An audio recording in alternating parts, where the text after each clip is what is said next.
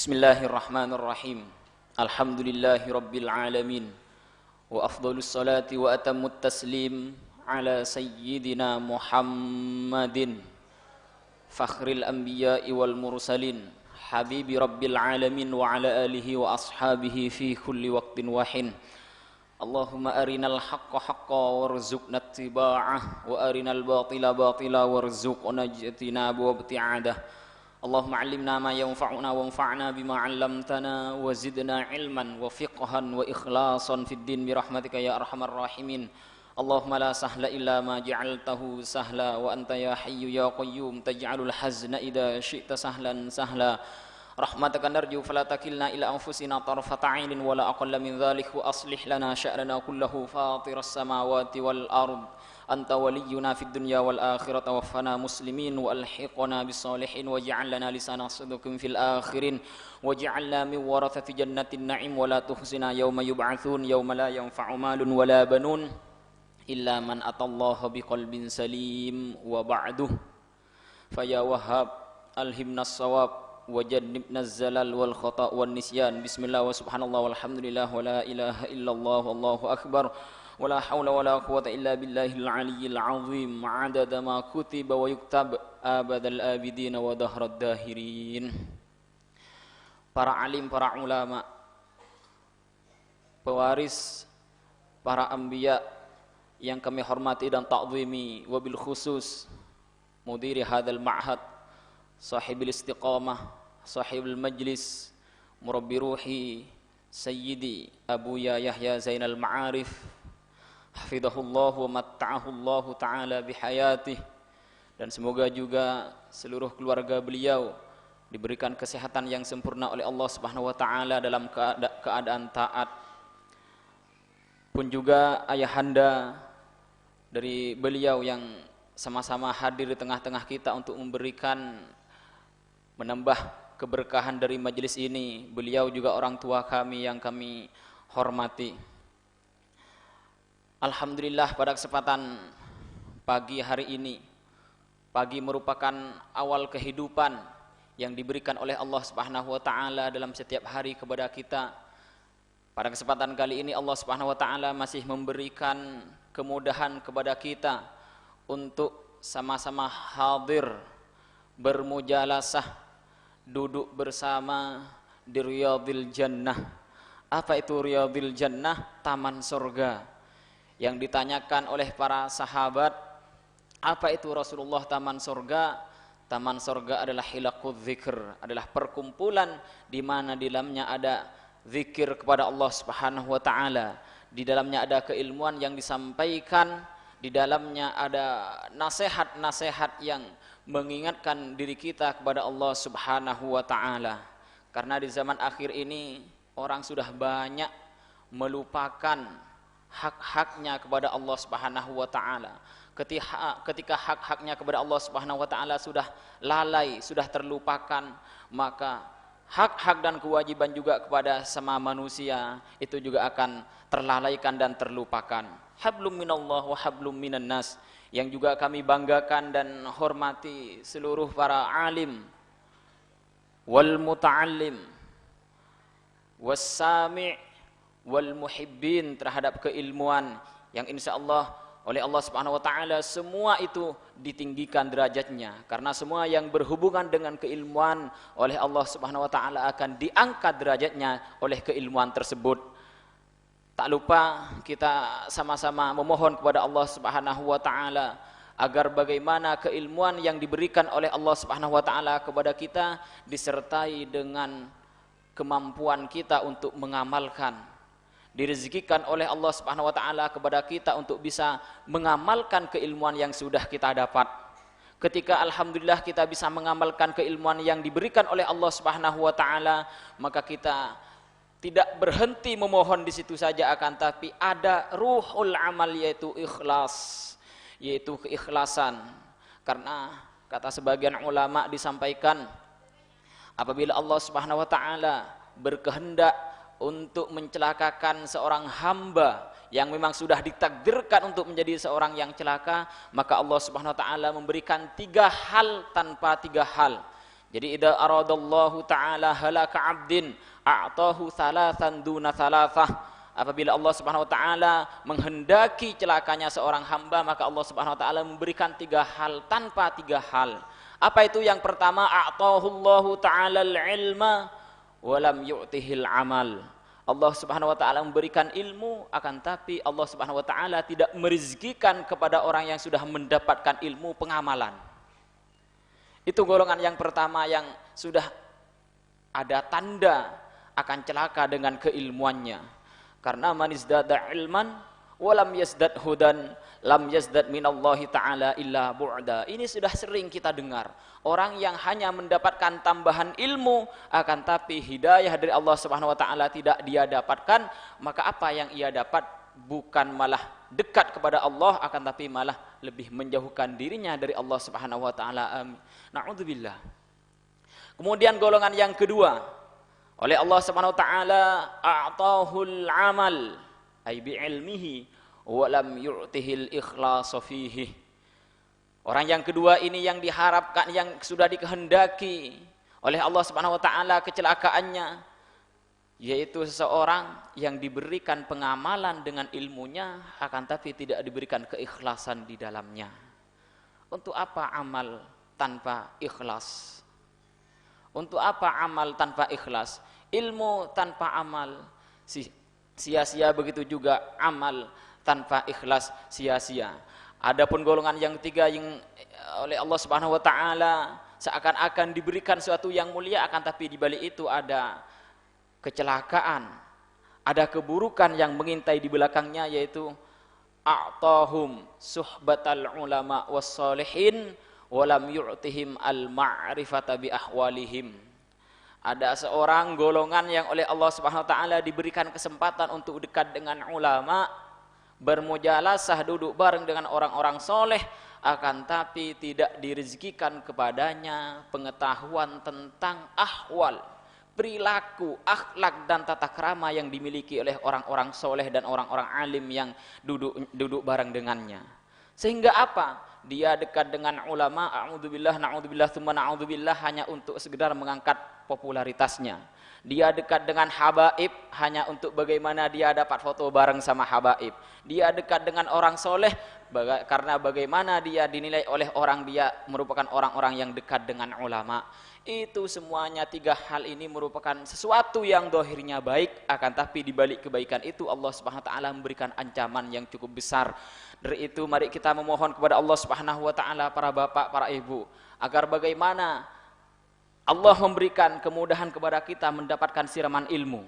Dengan ilmu yang sudah didapat, Allah Subhanahu wa taala memudahkan kepada kita untuk bisa mengamalkan. Dengan amal yang sudah terlaksana, Allah Subhanahu wa taala menghadiahkan kepada kita dalam amal tersebut sebuah keikhlasan. Karena kita, kata Imam Al-Ghazali, kullun nasi halka illal alimun. Setiap manusia itu akan binasa, celaka, kecuali orang-orang yang alim. Wa kullul alimina halka illal amilun. Setiap orang yang berilmu itu celaka, illal amilun, kecuali orang-orang yang bekerja mengamalkan dengan ilmunya. Wa kullul amilina halka illal mukhlisun, dan semua orang yang bekerja dengan keilmuannya itu akan celaka kecuali orang yang ikhlas dalam pekerjaannya. Baik, selanjutnya kita selalu berusaha dalam setiap hari mengaji, mengasah keilmuan intelektual kita, memperbanyak ibadah kita. Tujuannya untuk apa? Hal itu tidak ada lain tujuannya agar bagaimana kita menjadi orang yang laku di hadapan Allah Subhanahu wa taala. Karena kita dianjurkan untuk berlomba-lomba dalam kebaikan. Dikatakan dalam Al-Qur'an fastabiqul khairat, ini ayat secara umum. Ditegaskan dalam ayat yang lain, falyatanafasil mutanafisun, maka hendak berlomba-lombalah orang yang saling berlomba-lomba dalam perihal apa? Dalam perihal kebaikan. Karena dalam sebuah penggalan hadis yang diriwayatkan oleh Imam Muslim, Rasulullah sallallahu alaihi wasallam menyampaikan, kullun nasi yaghdu faba'i'un nafsahu famu'tikuha aw mubikuha. Setiap hari kita manusia itu menjajakan diri kita, berusaha menjualkan diri kita kepada siapa? Kepada Allah Subhanahu wa taala. Akan tapi apakah semua orang yang berjualan itu akan laku jualannya? Tidak semuanya. Maka dilanjutkan famu'tikuha. Maka bisa saja ketika seorang itu menjajakan dirinya akan dibebaskan dari belenggu-belenggu kehinaan, dari belenggu siksaan, dari belenggu ancaman yang bisa menyebabkan orang tersebut merugi di dunia dan akhirat. Ada kalanya sukses famu'tikuha. Dia bisa membebaskan dirinya, dibeli oleh Allah Subhanahu wa taala dengan harga yang mahal. Di mana tempat orang yang sudah dibeli oleh Allah Subhanahu wa taala ditempatkan? Di surga nanti. Begitu juga sebaliknya ketika orang tersebut menjajakan dirinya tidak dengan perihal yang baik, famubiquha, maka dia hanya akan bisa mencelakakan nafsunya sendiri. Ini di depan dirinya sendiri, di depan Allah Subhanahu wa taala. Berlomba-lomba di depan Allah Subhanahu wa taala, saling berusaha agar bagaimana menjadi hamba yang terbaik di depan Allah Subhanahu wa taala untuk mendapatkan kerelaannya. Sementara kerelaan Allah Subhanahu wa taala itu termasuk di antaranya didapatkan oleh siapa? Oleh orang-orang yang soleh. Innallaha yuhibbus solihin. Allah Subhanahu wa taala adalah zat yang maha mencintai orang yang soleh. Semua dari diri kita harus menyenangi orang yang soleh sekalipun kita bukan golongan dari mereka. Banyak kita bisa mengaku bahwa kita orang soleh, akan tapi apakah hakikat diri kita orang soleh? Imam Asy-Syafi'i mengatakan uhibbus solihina walastu minhum la'alli an anala bihim syafa'ah wa akrahu man bidha'atuhul ma'asi wa in kunna sawa'an fil bidha'ah. Imam Asy-Syafi'i mengatakan uhibbus solihina walastu minhum. Ini beliau Imam Asy-Syafi'i, saya sungguh mencintai orang-orang yang soleh, walastu minhum, dan saya bukanlah bagian dari mereka orang soleh. Ini sekali lagi sifat ketawaduan beliau, bukan berarti beliau bukan orang soleh. Bahkan suatu ketika syair ini, ungkapan beliau ini disampaikan oleh muridnya Imam Ahmad, uhibbus solihina walastu minhum, kata Imam Ahmad, saya mencintai orang-orang soleh seperti guru kita Imam Asy-Syafi'i, akan tapi walastu minhum, dan saya bukan bagian dari mereka orang soleh. Apa perintah dari Imam Asy-Syafi'i? Disuruh fathahkan taknya walastu minhum. Apa? Walasta minhum. Ketika walasta minhum, engkau, artinya engkau bukanlah sebagian dari orang soleh. Itu ditujukan kepada Imam Asy-Syafi'i. Karena ini memang ungkapan dari Imam Asy-Syafi'i. Uhibbus solihina walastu minhum. Diakui sendiri oleh Imam Ahmad sebagai muridnya. Sayalah yang bukan bagian dari orang soleh. Akan tapi diperintahkan oleh gurunya Imam Asy-Syafi'i, disuruh fathahkan taknya walastu minhum agar menjadi walastah. Akan tapi apa yang dikerjakan oleh, yang diperbuat oleh Imam Ahmad, benar difathahkan, akan tapi bukan walastah. Wa anta minhum. Uhibbus solihina wa anta minhum. Saya senang mencintai orang-orang soleh, wa anta minhum, dan engkau wahai guruku Imam Asy-Syafi'i minhum, termasuk sebagian dari mereka orang-orang soleh. Jadi dari nafi, dari negatif menjadi musbat, menjadi positif. Walastu minhum, kata Imam Asy-Syafi'i, uhibbus solihina walastu minhum la'alli an anala bihim syafa'ah. Semoga dengan kecintaan saya kepada orang-orang soleh tersebut saya bisa mendapatkan syafaatnya. Sebaliknya, wa akrahu man bidha'atuhul ma'asi, saya tidak senang kepada orang-orang yang pekerjaannya, yang ia miliki hanyalah kemaksiatan. Wa in kunna sawa'an fil bidha'ah, meskipun saya, kata Imam Asy-Syafi'i, itu sama sebetulnya dengan mereka, punya bidha'ah, kemaksiatan. Akan tapi masalah kecintaan itu beda. Banyak ada sebagian dari sahabat yang cinta, benar-benar cinta kepada Rasulullah, sekalipun dalam keadaan sehari-harinya masih kadang melanggar. Akan tapi ketika ditanya, apa modalmu? Kecintaan kepada Rasulullah sallallahu alaihi wasallam. Jadi bukan berarti orang yang tidak baik tidak boleh mencintai orang yang baik. Bukan berarti orang yang tidak baik, yang pekerjaannya kemaksiatan, tidak benci kepada orang yang ahli maksiat. Bahkan kata pepatah Arab dikatakan, ala mudiril kas ayyan hal jullas. Ala mudiril kas ayyan hal jullas. Apa mudiril kas? Mudiril kas itu adalah pekerjaan orang-orang yang menjajakan minuman keras di barbar, yang memegang homer dengan gelas dijajakan ke orang-orang yang pemabuk di situ. Akan tapi dengan keadaan yang seperti itu dia masih punya kewajiban untuk melarang orang yang minum. Jadi sambil memberikan gelasnya, ingat wahai orang yang pemabuk, peminum, ini haram. Itu wajib. Jadi sekalipun dirinya memberikan, mudiril khas, yang memberikan minuman-minuman pemabuk kepada yang memabukkan kepada orang-orang pemabuk, dia masih punya kewajiban untuk melarangnya. Karena urusan amar ma'ruf itu tidak bisa dikaitkan dengan karena ia tidak bisa nahi mungkar pada dirinya sendiri, tidak. Bahkan kata ulama, apabila seorang dua mencuri, maling, ada dua maling, sama-sama hendak mencuri barang, wajib masing-masing dari dua orang ini mengingatkan temannya bahwa pekerjaan ini pekerjaan haram. Ini mencuri haram. Saya tanya, siapa yang tidak tahu bahwa mencuri itu haram? Maling tahu.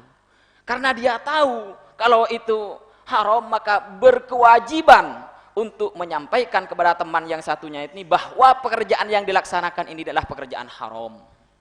Jadi menggunjing tetangga, Bu, ya, sambil ada yang bilang, ini menggunjing tidak boleh. Terus bagaimana dengan kata perkataan ulama yang dikatakan dalam Al-Qur'an, lima taquluna ma la taf'alun, khabura maqtan 'indallahi an taqulu ma la taf'alun. Kenapa engkau mengatakan satu yang tidak engkau perbuat? Bukankah murka Allah itu sangat besar kepada orang yang hanya bisa berkata akan tapi tidak berbuat? Bahkan di dalam sebuah keterangan hadis disampaikan apabila seseorang hanya bisa menyampaikan kebaikan, akan tapi dia tidak bisa melaksanakan kebaikan itu, nanti di akhirat lidahnya akan digunting dengan gunting dari neraka. Bagaimana dengan hal yang seperti ini? Konsekuensi apa? Akibat dia punya kewajiban untuk menyampaikan. Akibat dari kewajiban yang menyampaikan, dia harus baik terlebih dahulu. Ibda binafsi. Sehingga ketika ia sudah mulai dari dirinya, kewajiban yang ia sampaikan murni, tidak ada ancaman balik kepadanya. Ia mengingatkan orang, dirinya sudah melaksanakan. Ia mencegah seseorang, dirinya sudah tercegah dari apa yang ia cegahkan kepada orang lain. Jadi ini masalah amar ma'ruf nahi mungkar. Sekali lagi, apabila ada seorang, ente kok membiarkan orang itu berbuat buruk, bagaimana saya bisa mencegah kalau saya sendiri tidak tercegah dari keburukan itu? Itu dosa di atas dosa. Dirinya melaksanakan, orang di sampingnya dibiarkan. Karena orang yang diam dari kemungkaran berarti dia juga ikut melaksanakan sebuah kemungkaran. Jadi hidup bertetangga, hidup berdampingan, sekalipun kita tidak baik, kita dianjurkan, diwajibkan untuk mengingatkan kebaikan kepada orang lain. Jadi Allah Subhanahu wa taala senang kepada orang-orang soleh, yuhibbus solihin. Tapi siapakah yang mendapatkan predikat soleh yang disenangi, yang dicintai, mendapatkan ridho dari Allah Subhanahu wa taala? As-soleh adalah al-qaim bi huquqillah wal qaim bi huquqi ibadih. Ini yang cukup sulit. Jadi orang bisa dikatakan soleh, para bapak, orang tua kami, orang dikatakan soleh apabila orang tersebut bisa melaksanakan hak-hak dan kewajiban kepada Allah Subhanahu wa taala, dan bisa melaksanakan hak-hak dan kewajiban kepada sesama makhluk Allah Subhanahu wa taala. Ingat, di sini ulama memberikan definisi soleh bukan orang yang bisa melaksanakan hak kepada Allah dan kepada manusia, tidak, kepada semua makhluk Allah Subhanahu wa taala. Kepada Allah baik, semua kewajiban dan tuntunan dari Allah Subhanahu wa taala terlaksanakan. Kepada manusia baik, akan tapi kepada hewan piaraannya tidak baik.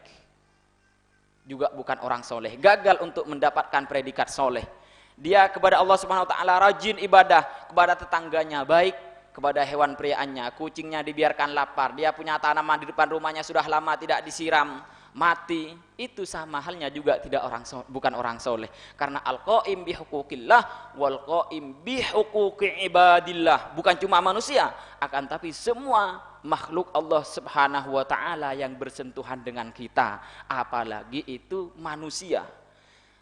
Gampang. Siapa orang yang paling dekat dengan kita? Jiron kita, tetangga kita. Sebelum kita membahas jiron adalah 40 rumah orang yang ada di sekitar rumah kita. Ada yang paling dekat dari itu semua. Siapa? Makhluk Allah Subhanahu wa taala yang dikirim oleh Allah Subhanahu wa taala untuk selalu berjiwar untuk selalu bertetangga dengan kita di kanan dan kiri kita. Siapa? Malaikat pencatat amal. Itu tetangga pertama yang tidak pernah lepas dari diri kita. Jadi kalau kita berusaha untuk baik kepada tetangga, sebelum melihat tetangga yang zahir di sebelah kanan kiri depan belakang rumah kita sampai 40 rumah, ingat ada tetangga yang lebih dekat lagi yang hal itu juga punya hak dari kita. Raqib atid, pencatat amal baik, pencatat amal buruk. Ingat, Allah Subhanahu wa taala menugaskan malaikat sebagai pencatat amal buruk, bukan berarti kita harus berbuat buruk agar malaikat ini punya pekerjaan. Tidak, justru malaikat ini apabila mendapati orang yang diawasi itu berbuat buruk, menulisnya itu dengan perasaan apa?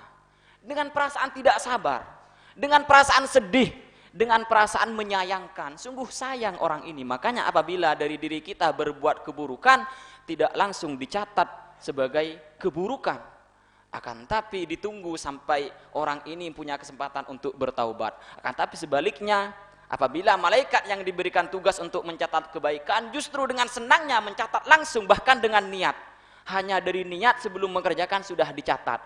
Ini punya hak dari diri kita. Apa haknya? Menjaga. Karena kita yang tidak bisa menjaga, berbuat kemaksiatan, maka yang merasa terganggu pertama kali dengan pekerjaan buruk kita adalah malaikat dalam diri kita. Merasa apa? Merasa mencium bau antan, bau amis, bau yang tidak sedap lebih dari sekedar bangkai. Ini berarti dengan seperti itu, apabila kita sudah melaksanakan keburukan, dengan tanpa disadari kita sudah menyakiti tetangga kita. Siapa? Malaikat merasa tidak enak dengan pekerjaan yang kita perbuat. Sebenarnya dan akan berlanjut pembahasan ini insyaallah pada kesempatan selanjutnya jika masih ada kesempatan yang diberikan oleh Allah Subhanahu wa taala untuk membahas tentang hak-hak dan kewajiban kita kepada semua tetangga. Barusan tetangga yang pertama dan selanjutnya tetangga-tetangga yang zahir. Akhiran semoga ini menjadi peringatan bagi al-fakir sendiri dan selebihnya kepada para hadirin jamaah yang sama-sama dirahmati oleh Allah Subhanahu wa taala. Naktafi bihadza akhiran min ihdinas siratal mustaqim wallahu subhanahu wa taala alam. Assalamualaikum warahmatullahi wabarakatuh.